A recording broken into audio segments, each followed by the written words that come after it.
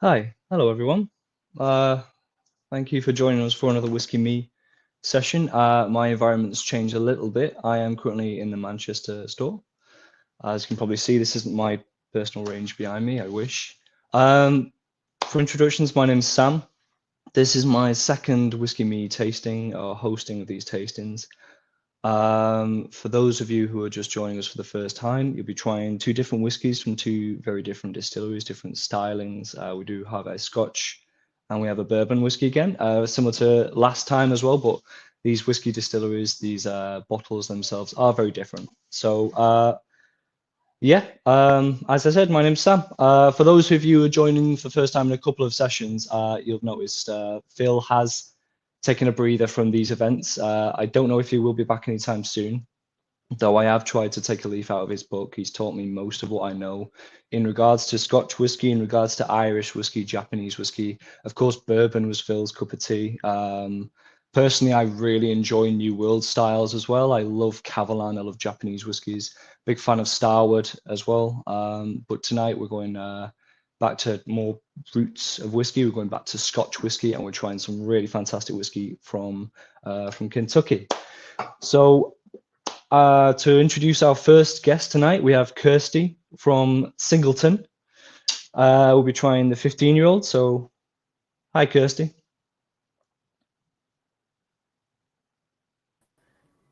Am I unmuted now? There you go. Yeah, we There we can go. hear you. How you doing? Yes, good. Yes, very, very excited to be on doing this tasting. I am in Edinburgh. I'm in Princess Street, Johnny Walker, Princess Street. So I'm based in London. So it's really nice to be doing this from Scotland. Brilliant, brilliant. So you've got an event later on. It sounds like you're kind of jam-packed tonight in terms of events and talking about whiskey. Yes, my schedule and diary has been pretty hectic for the last 3 months. Yeah, Here, there, and everywhere. But I'm Scotch ambassador for GB, so just the UK market. So I don't do any international travel, so I don't have to deal with any time zones, which is a good thing. But yes, I spend a lot of time yo-yoing up and down the UK. So in Edinburgh, hosting some guests tonight, which is really nice. And the weather's not been great. It's been pouring rain all day, but I'm just saying it is very authentic. So yes. no, in regards to reps, we usually find a lot of people coming in, a lot of reps coming into the store. The big sort of heyday, the busy period for reps, and obviously you'll know this working for Diageo, it's this time of year. You think Christmas, where everyone else is busy, reps just take a breather, it seems, but this time of year it's when it really gets moving, things get going from January onwards, really. Yeah, definitely. I was hoping for a quiet July, Yeah. but things are picking up really, really fast. So, but I can't complain because I get to talk about things I love every day, which is great. Yeah, no, absolutely. I mean, when you like in love with whiskey, it is quite easy. And I guess, do you have a particular style of whiskey you're more of a fan of that you usually find yourself drawn to um, more?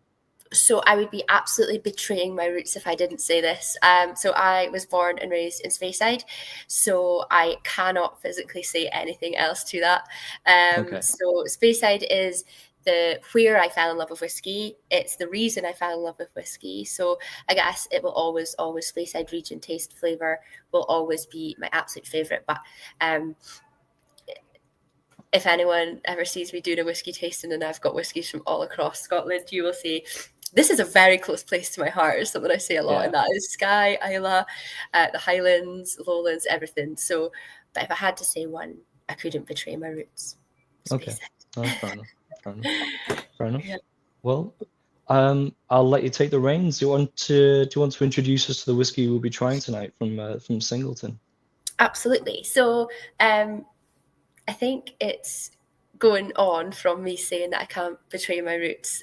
We are in Speyside with Dufton Distillery, the Singleton of Dufton.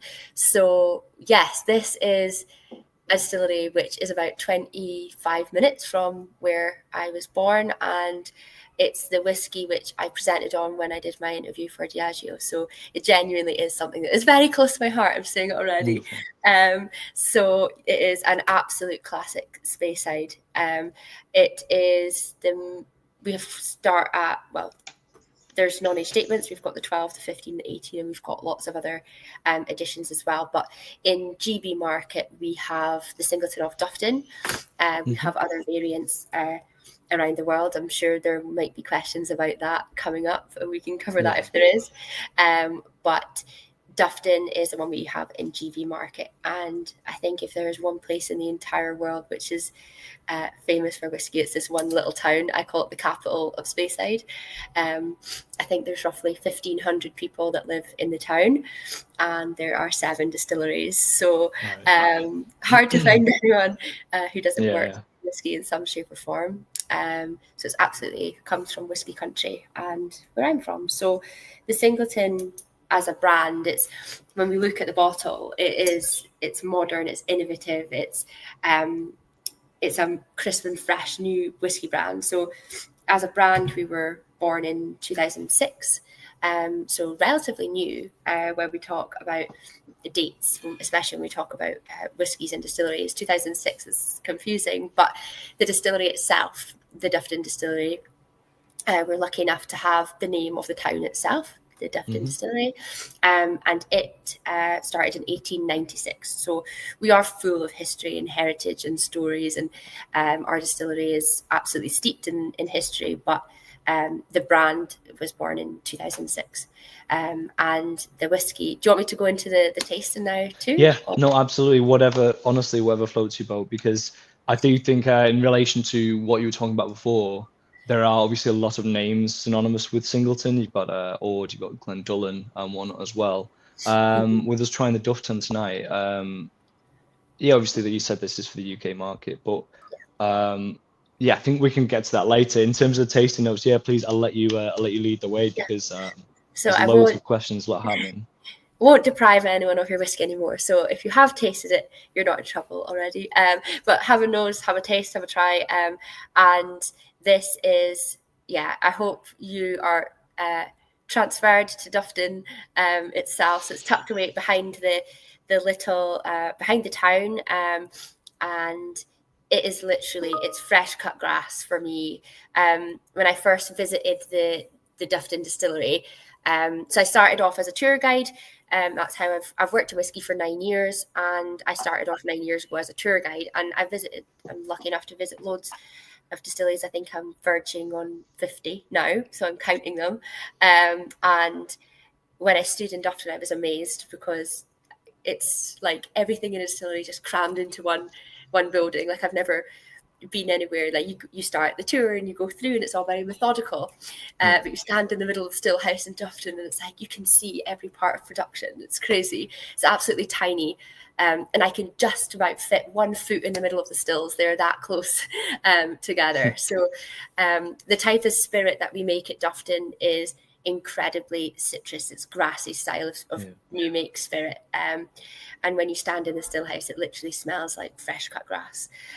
When I talk about Singleton, I say it's like it's springtime, it's green grass and it's sunny. And often when I talk about tasting notes, I don't really talk about things. I talk about places and where I am and what it represents to me. So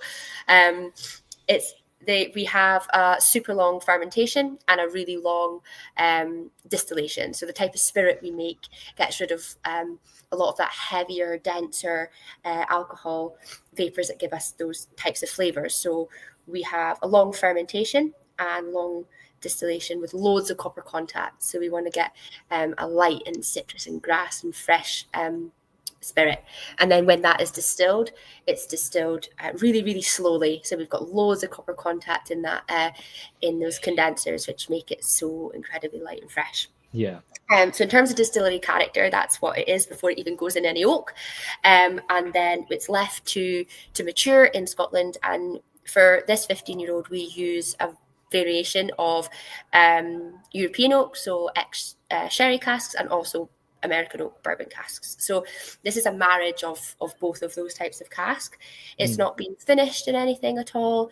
It is literally just those minimum 15 years matured, and then we marry those. I wish I had something to do with blending experience, but I definitely don't. But we marry those together, and it's incredibly well balanced.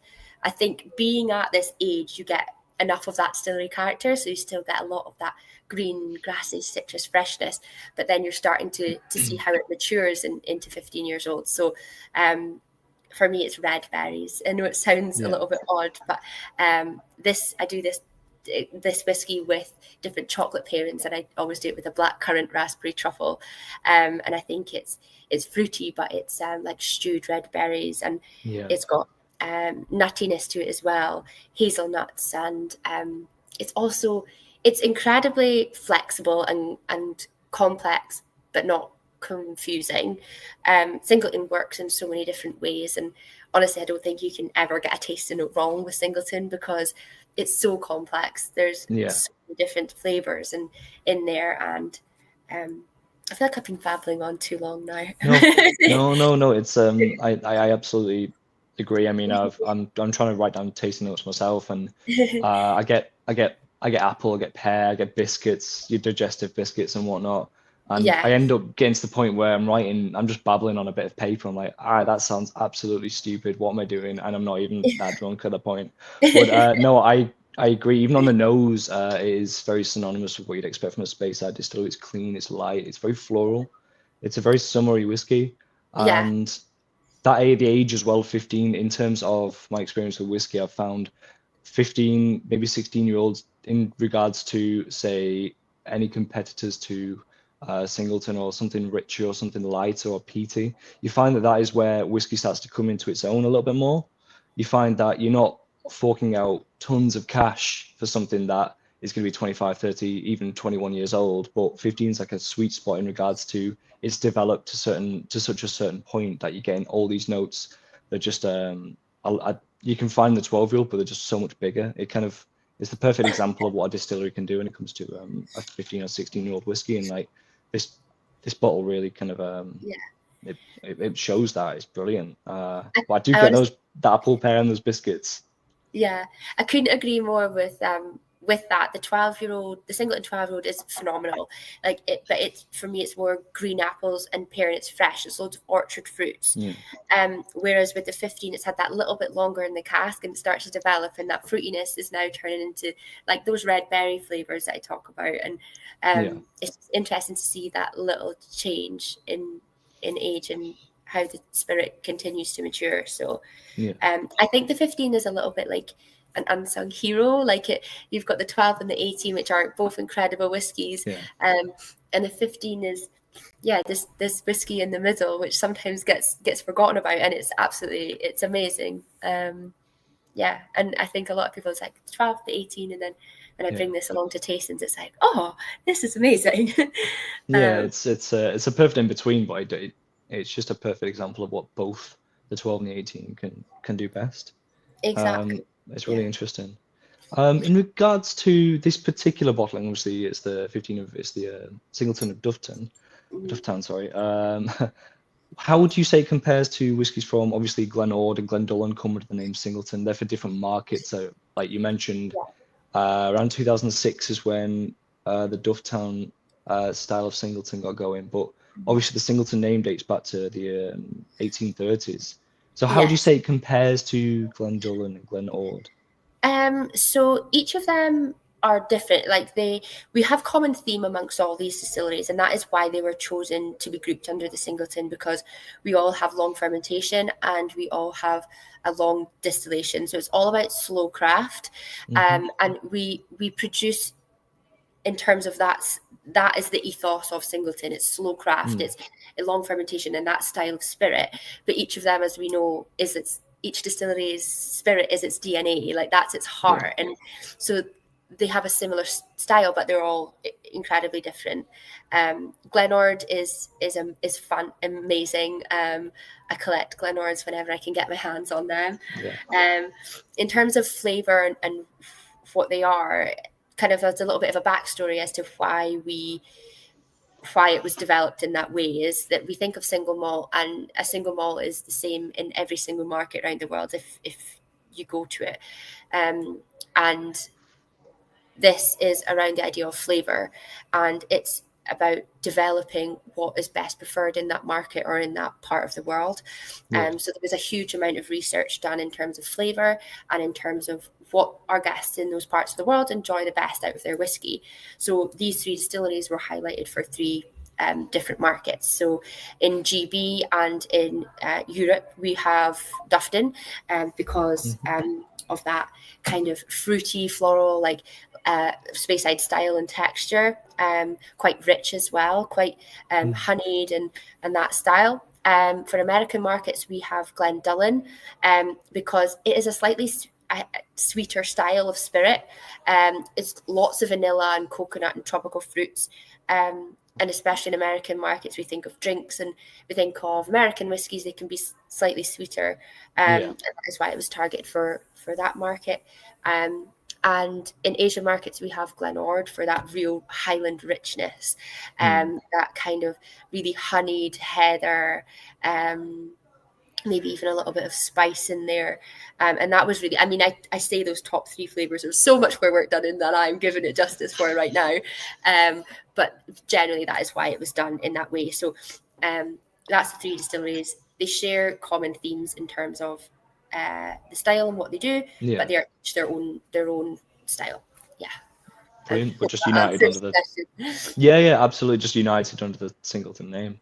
David Brewster asks, is there a reason for it to be 40%? Is there a reason for it to be bottled rather at 40%? I would say that, I mean, it's the blenders always choose their ABV best on type of flavor. So I would say that this is the optimum ABV that the blenders would have chosen. It gets the best out of this whiskey. And I would probably agree. We do have different strength singletons, especially in special releases, which is my favorite time of year near October. We get a handful of our distilleries are bottled under special releases, and we get a cask strength version of a singleton, and each year it could be Dufton, Glenord or Glendullan, and it's not different for markets. There's one special release per year, and it's one of those 3 distilleries. So I love that time of year. It gives you a chance to try one of the other 3, but also as a cask strength, and has it been a different style of cask, and what have they done differently with it? So there is a chance to try Singleton at a different ABV. Yeah, true. And I think it reflects the Speyside note a lot more. I think I've tried a lot of whiskies where aged in American oak or European oak, or the marriage of the 2. Excuse me. Sometimes if it's bottled at cask strength, it can sometimes overpower certain notes that make the bottle what it is, make it a little bit more subtle, that floral note, that summery note. If it's a case of it's just a very strong whiskey, it can end up tipping the balance a bit more. And I think what makes a bottle like the 15 is what it is it's very well balanced. It does a bit of everything. It's such a subtle style, but it's got that sweetness to it. And you mentioned red fruits, you definitely get that as well. And I think if it was a higher ABV, maybe it would tip the balance towards something a bit more overwhelming. It might blot out any of those subtle notes that you'd otherwise find. Yeah, definitely. You talk about balance, and I honestly do think that Singleton 12 is more towards distillery character. Singleton 18 goes a little bit further, more into maturation, and 15 is this like sweet spot in the middle that you get a little bit of both. Totally agree on that. Yeah, no, brilliant. Henry Graham says he gets pears and fruit drops. Cherries. Yeah, definitely get that in relation to that lighter peary note. Again, it's very sweet. It's very summery. Did you have a preference from the Singleton range? Like, would it be the 15 or the 12 or the 18? I think the 15 is definitely like the unsung one. Like, I love to bring it out and watch people try it, because people either gravitate to one or the other, Singleton or the 18. So it is really nice to bring it out. I also love doing food pairings with each of them, and I think it changes as well as you do different. I do chocolate and more, basically just for me to eat more chocolate and more cheese. But in terms of preference, I think they all have a place for me. And I know that sounds really like I'm kind of opting out, like coughing out of the question, but 12 is amazing. It's so complex. You can put it, I love it just with loads and loads of ice and soda. Any cocktails I make, I love making it with 12 because you can literally do anything. You can mix it with like espresso, chocolate, bitter flavors. You can do it with fresh cucumber, ginger, or Singleton 18 is definitely the one that I would just sit down, go home, and be like, I'll have a Singleton 18 and I won't think about it. Because when I was doing my interview with Diageo, I had the 12, 15, 18, and they also had the 21 and the 25 on the table. And wonderful. I never even opened, I hadn't tried the 21, the 25 before. Yeah. And when I was doing my interview, I only got to the 18. I just simply was so nervous. I forgot about the 21 and the 25. And I finished my interview and I was like, can I try those actually? So I think 18 must have been the reason I got my job. So yeah. But no, like a sentimental value as well. Like it's like you get to a certain sweet spot in the whiskey range, and I feel like 15, 18, if that encompasses what you look for in a Singleton, 25 and 30 can wait. Yeah, exactly. Brilliant. Yeah. Fantastic. Well, thank you very much, Kirsty. It's been a pleasure having you on. Honestly, in regards to the Dufftown, Glendolin, Glenord questions, you cleared a lot up for me personally, because when I'm trying to look into it, I'm asking my colleagues like, it's for different markets, but what are the difference in tasting notes? You've cleared it up quite a bit there. I need to get my hands on more Glendolin. Yeah, it can be confusing. I totally understand that, and I think in my interview for Diageo, I was talking about all three. So no. So, it's just an eclectic range, and honestly, you can't go wrong with that. It's fantastic. Cool. Well, I hope everyone's enjoyed it. Thank you very much, Kirsty. Cheers. No, thank you. Thanks for having me. Thank you. Brilliant. Well, that was Kirsty Thompson from Diageo. We're trying the 15 Singleton or 15 Dufftown. Sorry. The next whiskey, similar to the last event I hosted, we're jumping over the pond to the United States. We're going to be trying Four Roses small batch from Lawrenceburg, Kentucky. So I'm going to introduce our next guest. We have Ilaria working with Four Roses. So hi, Ilaria. How are you doing? I'm good. I would love to be actually in Kentucky, but I'm in London. I'm a UK brand ambassador for Four Roses. So I do operate all around London. Today I'm actually home. So I'm very relaxed. Sorry, I'm very Italian as well, so if my accent is kind of weird, please let me know. I'm going to try to fix it. What I do usually is masterclass, and I do organize an event. That's why we are going on with the 10 roses, because with 4 roses, we have 10 different recipes to produce the original. I believe everyone knows we have 4 different roses, such are 4 different releases. The original is running from 136 years and is made with 2 different mash bill. Mash bill are, of course, the mix of grain that are at the base of every single whiskey, and 5 different yeasts. I always like to say that whiskey, liquid in general, are like people. If someone got just one story to tell, it's boring. If you have so many stories and so many flavor, it gets more interesting. That's why we play with 5 different yeast. The yeast, of course, coming through something alive, such a plant or a fruit, is going to carry along the flavor profile. That's why we have delicate fruits, or we go for rich fruit, such as red fruits or some fruits.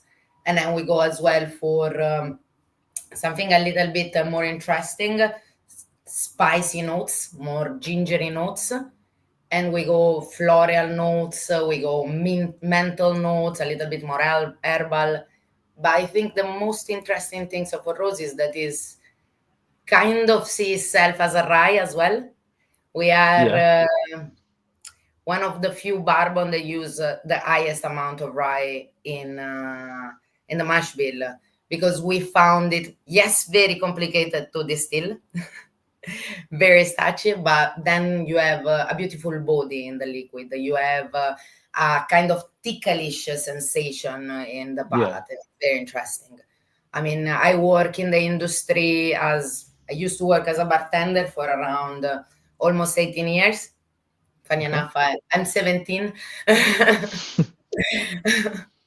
No, but I always experiment different spirit, and what usually it brings you back to a liquid is very very nice. We don't have it yet in England.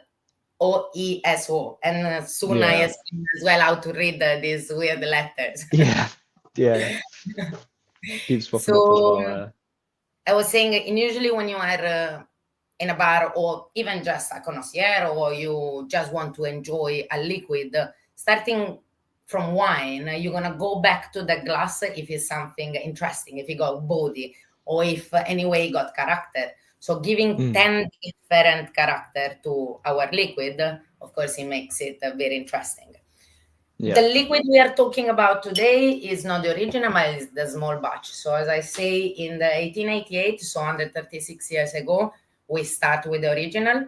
But in 2004, Mr. Jota, with the supervision of Jim Roger, he started this beautiful creation. So of course, as I say, we have 10 different whiskey that we create. So it's a kind of single blend that we do in our distillery. But then, after 130 years, they realized that we do have 10 different recipes, so we can play around with that. In this beautiful liquid, we do have just 4 of our recipes. It makes it easy if I explain the code, this code that we can read under on this one, then all the 10. So we start all our code with the O. The O, it represents our distillery, so it stands for Four Roses.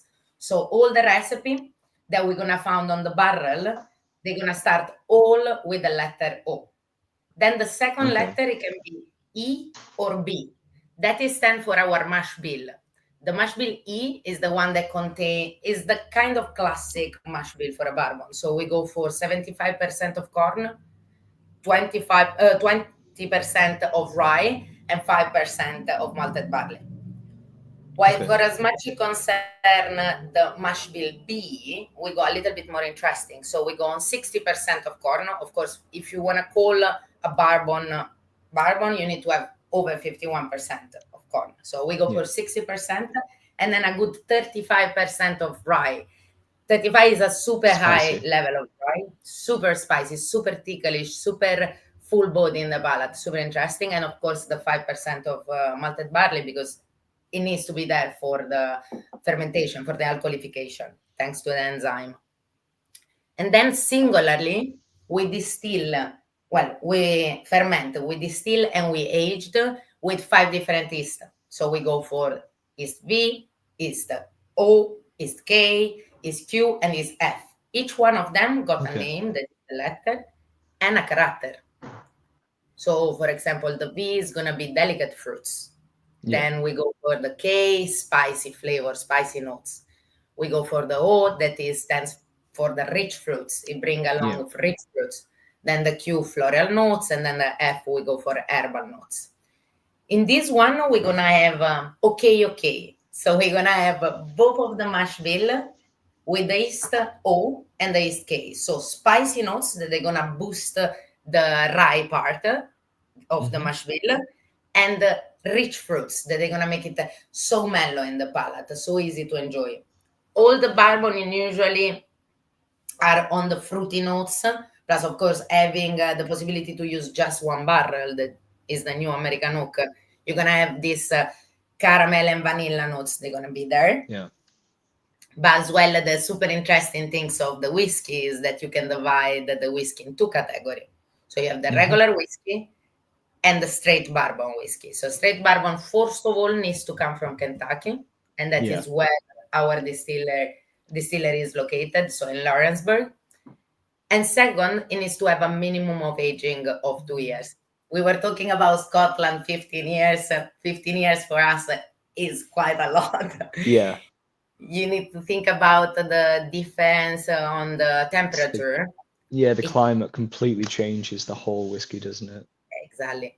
We do have, first of all, a lot of angel sharing. In 15 years, you already have a way less liquid in the barrel that you added in the very beginning. And super interesting things. It needs to be written on the bottle for a straight bourbon the age time until 4 years.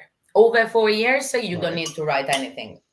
Our youngest spirit is the original and is age, even if it's the oldest recipe, is the youngest liquid and is age 5 years. For as much you can send the small batch and small batch select as well, we go 6 to 7 years, while single barrel, it goes for 7 to 9 years. Fantastic, the single barrel is one recipe. So for that, you have, in England, we have still just one, that is the OBSV, but in America, they start to produce already, they start to release a different recipe. So we have as well a singular notes. Super interesting, our distillery, and then we taste a little bit this delicatessen. yes, that's the pig for all and all. That's No, but the super interesting things is how they age it. In the warehouse that is in Cox Creek, they actually do a single story rack. And it's a beautiful thing because, as I told you, the temperature change through the season. So you do have summer, thanks God, during the season is quite steady, the temperature. But then between one season to the other, you have this change of temperature. So what happened? The wood breathing is gonna lose the engine shell, it's gonna lose the liquid. But what else is gonna happen? It's gonna change, of course, the flavor profile. So it's gonna get a little bit more color, more caramel color. It's gonna get more flavor. So it's gonna exchange information with the barrel. The thing is that if the temperatures change between the bottom barrel to the top barrel, you cannot control the consistency. And consistency is one of the, at least for me, I'm a little bit psycho, but for sure as well for our master blender. Because he actually used the single story rack to make sure that the bottom barrel to the top barrel does have a maximum of 8% or 8 degrees of difference. And usually in the distillery, when you stack one barrel on top of the other, it generates temperature and it brings it up to 30 degrees in the bottom and the top. So of course, having this control, literally we have a rack made in metal where it slip the barrel on top, and from the bottom to the side and to the top, you have around 15-20 centimeter of distance so that the barrel can be controlled on the temperature. And this helps us to have always the same control. In fact, if you check on the bottle of single barrel, on the bottom, you're going to have the name of the warehouse where is located the barrel and the line and the row, so the column and the row where you're going to find your barrel. Super interesting. Oh, brilliant. Super interesting. The super nice things of the small batch, first of all, is the first one that move from the tradition, from the classic idea of mixing. Trying something new. And second, is even this one is very versatile. Of course, the original, you can use it for any single drink. We go for 40% of ABV. So entry-level style, you go easy, you go mellow, nothing. It goes caramel notes a lot more with that ABV as well, whereas the 45% on this helps bring something, I wouldn't say spicy, but it's a bit like toast comes through quite a lot. I hear that a lot in regards to this particular bottle. Yeah, it's beautiful. First of all, the bottle is being designed for roses. So if you turn it, look like a bunch of roses, it look like a petal. It's super elegant. It sits perfectly on the shelf and on the speed rail. Again, I say I come from the batch, so the first things that I think, it's a bit complicated, I must be honest, to put the metal point in. You need to play around, but it sits perfectly everywhere and it's beautiful. The other interesting things is as you were saying, the flavor profile. So you have this kind of Christmas cake in the mouth. You go for ticklish notes due to the spiciness of the yeast and due to the rye, but as well you go for kind of chocolatey notes, a little bit of berry notes coming through, raspberry. It's very complex. It doesn't stop to tell you about the story that is coming from. We do, of course, have a nice flavor in all of them. But this one, as I was saying, is very versatile. You can play as if you want to do a Manhattan, and it's going to give you that nice kick as kind of like a rye, but you can play as well in an espresso martini. Instead of the vodka, you go and you put small batch, and then you add, instead of a regular syrup, maybe salt and caramel. Is fantastic. Yeah, no, I agree. I'd say it's very rare that there are bourbons or say Japanese whiskies or Irish whiskies where there's an interchangeable sort of a flavor note. But for example, in the last whiskey we tried, we got notes of red berries and whatnot. And usually I wouldn't say that translates to bourbon. Usually it's spice, it's butter, it's caramel, as we've talked about. But with this bottle, it does stand out. You get those fruity notes, you do get that spice, you do get that sweetness. And it's not just velvety, it's not just caramel, but I guess that 45% really brings it along as well. But you mentioned a high rye content in your whiskey, and it comes through a lot more, but it's almost peculiar, but it's really interesting that you do get red berries, you get stewed fruits from it, and as a bourbon, that's really intriguing because that's something, they're usually words that I would keep aside for traditionally sherry cask matured scotches. So your Glendronachs or your Benriachs, but to say stewed fruits or red berries and whatnot for a bourbon's really interesting, and that's not something I come across much. But you get that married to something a bit more toasted, a bit more creamy almost, or more caramel-like, which is everything I get in this bottle. And Malcolm just said this is super smooth. It's a toasty dram. That sums it up for me personally. It's very smooth. It's very easy to enjoy. But funny enough, if you move on the single barrel, you have again a level up on the ABV. So you go from 45 to 50. But it's even smoother, it's even more elegant because you don't have the spicy notes that start tinglishing you, but you just start with this, just a little bit of spiciness that it comes from the rye still, because the mash bill that we use in the single barrel is the one that contains the highest amount of rye.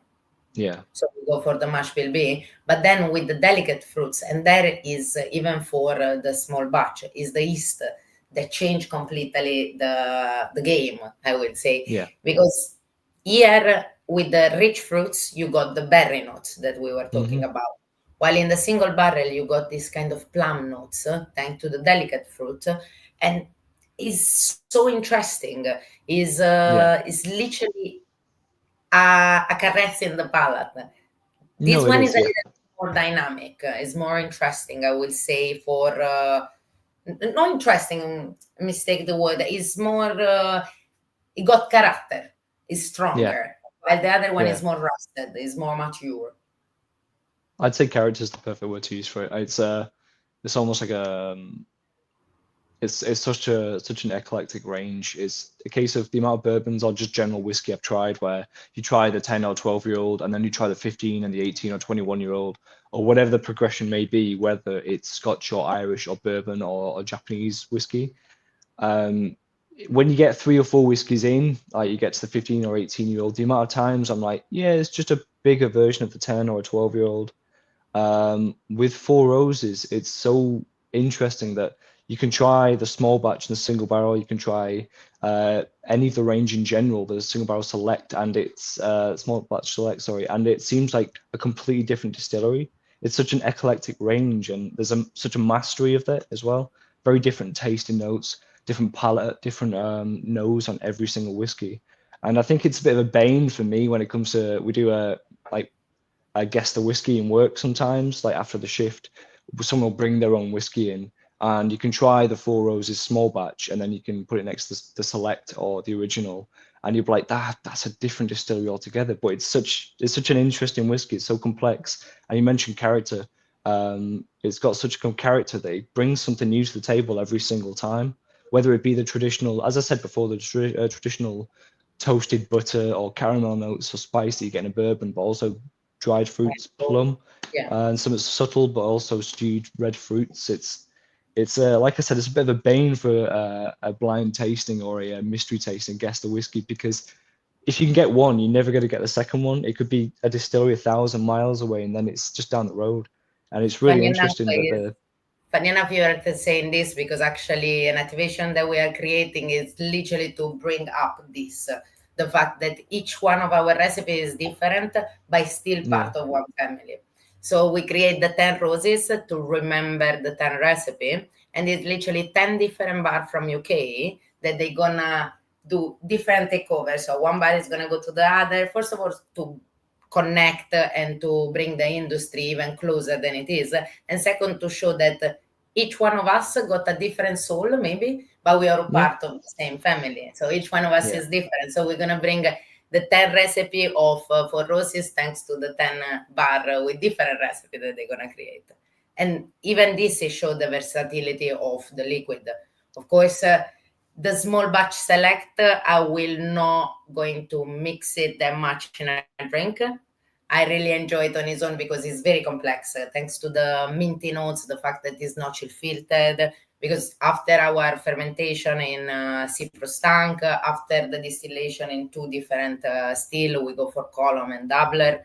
Then we do our aging in single story rack. Then for the original, for the small batch, for the single barrel, we do a chill filtration to remove the oily part of the barrel after the aging. For the small batch select, we don't do that, simply because, of course, we want to have a clear liquid. We want to have a clean liquid, but removing that oily note, so you remove as well some of the flavor. It's like when you talk about tequila Cristalino. You're going to remove the color, you're going to remove as well some of the tasting note. The tasting note, for as much as concern the small batch select, you go for minty notes, because you have the East F that is literally herbal notes. And doing a chill filtration, what is going to happen? You're going to remove, first of all, as I say, the flavor of the barrel, the flavor of the oak. And second, you're going to remove the flavor of this yeast that is very fragile, it's very delicate. So it's going to get lost. That's why we don't do the chill filtration. And plus, we keep the ABV at 52%. Yeah. Makes it exciting as well. Like you can get curveballs with no chill filtration. Of course, there's something to be said about consistency amongst certain whiskies, that you know what you're getting, and that's across the board, and that's fantastic.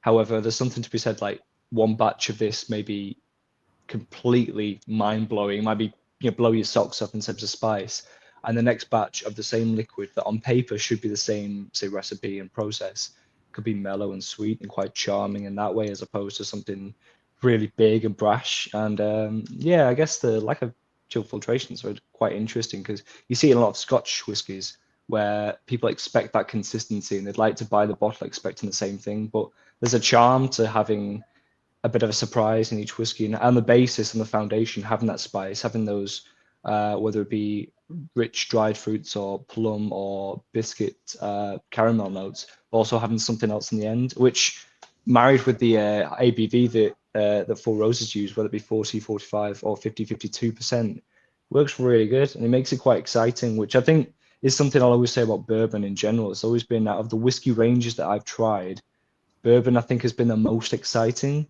Like it could fall flat on its ass, but it could also propel it to new heights that you never could find. I'm a huge fan of Pedro Jimenez cask. And of course, you cannot have a bad one from Pedro Jimenez cask. But thanks for the question of David. My favorite drink with small batch select, as I was saying, is small batch select, coffee base, Pedro Jimenez, and if you want a touch of salted caramel. But if you already put the Pedro Jimenez, it's sweet enough. It's very nice. It's fantastic. But for as much as concern bourbon, you usually found a very consistent product, as we do have it as well. But when you talk about unchill filtered, you experiment different kind of vibes. On the other side, why I said before the difference of time, 6 to 7 years, is because we try anyway to deliver almost the same product. So we try the master blender, now Brian Elliott, he always trying to blend in order to have that kind of result. So to don't be, the worst for me is going to buy a liquid that I'm sure is good. It's not, or I don't like it in that moment. So in order to always deliver something that we are sure that our beloved consumer they're gonna like. He tried to make it quite always the same flavor, while completely different story for when we talk about our anniversary. Every year we come out with a new release. So this year it was the under 36 year of Four Roses, and so we came out with the 2024 anniversary, literally end of November. Very limited, and usually a maximum of 10,000 bottles get produced. This year we are around 6,000. Here in UK we got no more than 1,000, but still on top of 6,000, 1,000 just for UK is mean that the market it's a good chunk. Exactly, and that's why it gets sold super quickly. But this one is the only one that doesn't follow a specific rule, so it can literally find the perfect flavor thanks to the barrel that is aging in the warehouse, Brand Elliot. So you can go for a 12 years old bourbon up to 25 years old bourbon, playing with different recipes. Usually are always for the recipe that you use for the anniversary. This year we went very interesting. I found it can be a sacrilege, but I found it a more matured version of the small batch. It's like it's like the father of the small batch, I will say. It's super interesting. Very berry notes, but on the same time, it's spicy, but very relaxed. You can feel that the oldest liquid inside is 20 years old. You can feel that the youngest is around 12. So it's very, very relaxed. I really enjoy it. I must be honest, the under 35 anniversary was my favorite. Very difficult to find now. It was honey notes. It was literally like I was drinking honey. I was drinking nectar. It was fantastic. That's why I don't have it anymore. It's finished. I mean, any good whiskey is to be put on a shelf. Any good whiskey is supposed to be enjoyed. It's supposed to be put in a glass, drank, without doubt. I would love to manage to have shelf and shelf with a close and spirit. I do have shelf and shelf, but they are halfway through. Well, one final question. If you had to pair this whiskey tonight, this bourbon, what would you pair it with food-wise? What would you pair it with? Funny thing, so for the small batch is that, again, it's very versatile. If I'm going to do a drink, so I'm going to do kind of a boulevardier, I will enjoy it even for an aperitif. So I will have it with maybe some salumi or maybe with some cheese. I will enjoy it. But if I drink it on its own, I will go for something a little bit more on the sweet side. Like we did online testing note with all the 4 different Four Roses, and each one it was paired with a chocolate. And with this one, they put literally berries inside of a chocolate. It was fantastic. It was beautiful in the palate. It was complementing the full flavor. Wonderful. No, brilliant. We've just read, I think, a side-by-side tasting is in order. I think that could be on the cards. I think that'd be really interesting, especially with maybe some food or whatnot to try each whiskey with. I think it's the next step in a tasting like this. But and whiskey range reviews, 35% rye in the mash bill really comes through. I agree wholeheartedly. You do get that spice. But I think we're gonna wrap it up there and invite Kirsty back, and we can have a chat about our whiskey experiences, what got us into this industry, and what we enjoyed. Thank you for thinking with me. Thank you very much, Laria. Hi again, Kirsty. You all right? Hello. Yes, I had to change location. Yes. No, that was super interesting. Loved hearing everything there.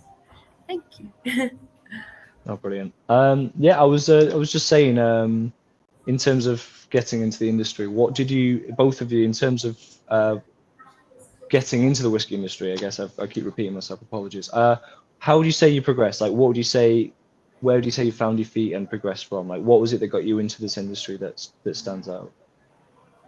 Do you want to start? I don't mind. Okay, I'll just go. So In terms of how I got into the whiskey industry, I never knew what I wanted to do, and I basically found it, and I fell in love with it. I think hospitality is one thing which is massively part of my DNA. So like my family, my mum has a restaurant, and I've worked in it since I was teeny tiny, and hospitality is literally it's first class service and local produce and inviting people into your world and making them like feel special and want to come back is something that I absolutely love. I went to uni and I did business, and I never really knew what I wanted to do. And I wrote my dissertation on Scottish gin, and I interviewed brand ambassadors.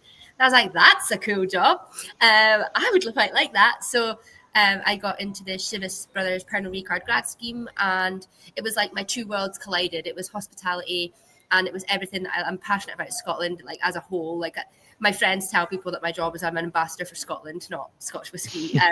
I talk about places and food and not just whiskey. So it's like my absolute number one passion is Scotland, hospitality, and now with the drinks industry, it's like I can't sometimes pinch myself that I found a job that actually does all the things that I love. So, and being from Speyside, I was really lucky to get a job tour guiding when I left uni. All my friends were going to grad schemes, and I was like, I'm going back to back home, and I fell in love with whiskey industry. Distilleries for me is magical. Like if I could bottle even just like a 50 ml bottle of what you fall in love with in a distillery and take it everywhere with me, I would, because that's where I fell in love with whiskey. Telling stories, meeting the people, and it's community, not just like this is liquid, this is what we sell, but what sells whiskey for me is all the additional parts and the stories and the people. I went off on a wee tangent there.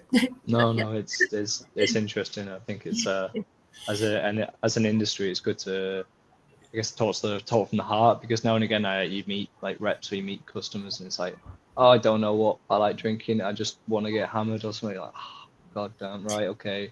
And you try and point them out a bottle, and you talk about it because you've got a bit of a passion, you enjoy a certain style of whiskey, and they don't care. But sometimes you meet customers, you talk to reps, and there's a genuine passion there, there's a genuine love for the whiskey, and it's such a cool industry. It's very rock and roll. I keep using the word rock and roll to customers to keep raising an eyebrow, but it is a very rock and roll industry, and there's a running consistency there amongst reps and brand ambassadors that I've met who are good at their job and have that passion. It's a very rock and roll mindset that they have in regards to approaching that industry. Yeah, no, I'm very agree. I start as well very young in the industry. Well, I'm Italian, so of course I start very young in hospitality industry. Funny enough, my parents were completely against it. I was studying psychology at high school. For us, you start with different school. But then I fell in love, so I just carry on with started as a waiter and carry on behind the bar, studying sommelier. Wasn't really something that I did want to talk about. I did want to talk about something. I didn't know about what. So then when I moved here in England, it was great. I had the possibility. I must be glad, and I'm glad that I had the possibility to work in the best venues of London, such as Annabelle's, Isabel, Mr. Fogg when I arrived. And I love whiskey. I do really enjoy Scotch whiskey, bourbon, all the other different New World, Japanese, but I love all the spirit in general. I found myself falling in love for the category of spirit, how it's created, what's the story behind, why certain cities, that certain locations start to create that spirit instead of another one. And I found it super interesting. It literally shows first of all the desire of drinking, that is not just mine but is everyone's desire. And second, that there is a study behind, there is a community as well, and there is a family. It's fantastic. Is what it kept me going for 18 years behind the bar. But then as soon as someone told me I have a great brand and you can do actually normal hours, you don't need to finish at 5 in the morning anymore, I was like, you know what? I like that. A lot of friends of mine, they ask me, do you miss the bar? I, of course, miss the possibility to stay behind your own bar, create a magic potion and create magic moment for the people. But on the other side, we still are very much in connection and in contact with so many consumer, so many different faces, and we have the possibility actually now, at least for my point of view, I have the possibility to talk with so many more people interested about the product than even before. When I was behind the bar, yes, on 20 guests, you're gonna have maybe 5 that they are interested about listening to you.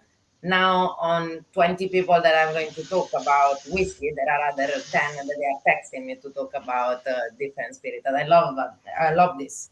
Is for now, I think is what I really want to do, and I'm happy about it. So it's a great step going as a brand ambassador in this industry. Without a doubt, I think it combines. Some people get into it for a love of history. Some people get into it, as you said, like you get to combine many different ingredients, make your own cocktails behind a bar and whatnot, and you can go from there. I was always abysmal at making cocktails. I like the history of it. I like the taste of whiskey, and for me, that was enough to kind of sidestep into the industry from being a bartender. But honestly, you mentioned as well, a few in every 20 customers might listen to what you've got to say about it, and that's what for me is the best bit. That's doing these tastings, is doing private events. It's because they're people who go out of their way to be there and listen and watch you and talk to you about something you're passionate about, and that's the best bit of the industry for me. And you get it in colleagues, whether it be yourselves, whether it be people I work with here in the shop, or whether it be people going out of the way, like I said, to listen to you at a tasting. It's a real pleasure. But yeah, I think we've just about pushed the time frame now. I think I'd like to thank you both for joining us, and once again, it's been an absolute pleasure sharing the screen with you both. You've taught me a lot more about Singletons, a lot more about Four Roses, and I can't be the only one in this tasting to say that. Thank you both for joining us. Thank you so much for having me. No worries. All right. It's been absolutely a pleasure.